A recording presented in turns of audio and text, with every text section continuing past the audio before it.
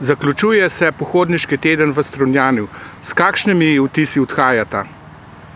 Ja, mislim, da bojo vtisi zelo lepi. Imeli smo krasno vreme, to je seveda eno od pogojev zgodaj spomlad. Imeli smo krasno družbo in tudi pohodi, ki sta jih organizirala Janez in Bojan. Mislim, da so bili vsi nam zelo všeč. Na tem pohodu sva drugič, oziroma Irena tretjič, in mislim, da bova z najlepšimi vtisi odšla na bloke domov. Kakšni so pa tisti najlepši vtisi? Kaj se vama je najbolj vtisnilo v spomin? Kaj recimo vam, gospa? Meni je bilo zelo všeč, da smo šli tudi na Hrvaško, ker nismo šli do zdaj še, vsaj kolikokrat sem bila jaz zraven, da smo šli lepo v obali. To mi je bilo zelo všeč. Pa tudi tukaj po slovenski Istri se zmeri kaj novega vidiš in kaj novega zveš. Zelo v redu je bilo.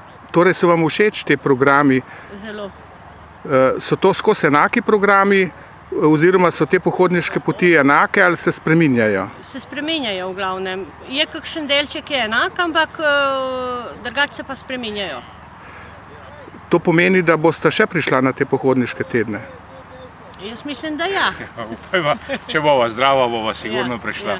Poti so res lepo izbrane, so tudi primerne za pisano družbo, ki se zbere na takem pohodu.